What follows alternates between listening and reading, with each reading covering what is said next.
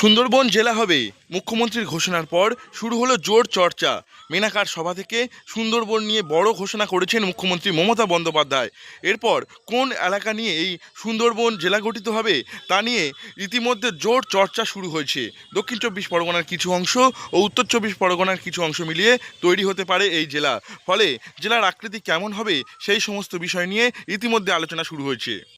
যে সুন্দরবনবাসীর যে দীর্ঘদিন যে আশা ছিল সেই আশা তিনি পূরণ করেছেন। এটা ঠিক বাংলার মানুষের আশা পূরণ বাংলার নেত্রী মমতা ব্যানার্জি করে এবং তিনি করে আসছেন 100টি প্রায় প্রকল্প নিয়ে। আমাদের যারা সুন্দরবনবাসী, যারা জঙ্গলে বাঘের সঙ্গে লড়াই করে, নদীতে কুমিরের সঙ্গে লড়াই করে, তাদের কথা কোনোদিন কোনো রাজনৈতিক দল ভাবেনি, তৃণমূল কংগ্রেস ভেবেছে। সুন্দরবন পুলিশ জেলা ইতিমধ্যেই তৈরি হয়েছে, কিন্তু এই পুলিশ জেলা ছাড়াও আরও বিস্তীর্ণ এলাকা জুড়ে রয়েছে সুন্দরবন। নতুন জেলা হলে কিভাবে সব কিছু ঠিক করা হবে, সাধারণ মানুষজন কি পরিষেবা পাবে, সেই সব নিয়েও প্রশ্ন রয়েছে। ইতিমধ্যে এ নিয়ে সাংবাদিক সম্মেলন করা হয়েছে সুন্দরবন সাংগঠনিক জেলা তৃণমূল কংগ্রেসের সভাপতি জয়দেব হালদার ও যুব সভাপতি তথা মথুরাপুরের এমপি বাপি হালদারের পক্ষ থেকে। তারা এই সিদ্ধান্তকে স্বাগত জানিয়েছেন। তারা জানিয়েছেন এর ফলে সুন্দরবনের মানুষের উপকার হবে।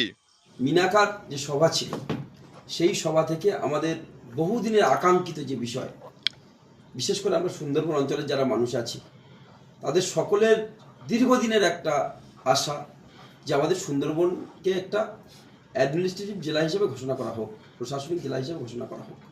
আপনারা জানেন এর আগে গত 2024 সালে নরেন্দ্র মোদী ভোট প্রচার করতে এসে কাকদ্বীপের বুকে বলেছিলেন যে আমরা সুন্দরবনকে পৃথক জেলা ঘোষণা করব এবং পৃথকভাবে অর্থ বরাদ্দ করবে। বিজেপি প্রতিশ্রুতি দেয় কিন্তু সেই প্রতিশ্রুতি কোনোদিন রাখে না। এই ঘোষণার পর সুন্দরবনের মানুষের দীর্ঘদিনের দাবি পূরণ হবে।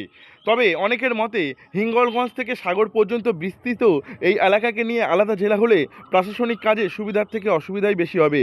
কারণ যেখানেই জেলা সদর করা হোক না কেন, প্রান্তিক এলাকা থেকে সেখানে পৌঁছতে মানুষকে সমস্যায় পড়তে হবে। শেষ পর্যন্ত ঠিক কোন এলাকাকে নিয়ে সুন্দরবন জেলা তৈরি হয় সেদিকেই এখন তাকিয়ে রয়েছেন সুন্দরবনের সাধারণ মানুষজন।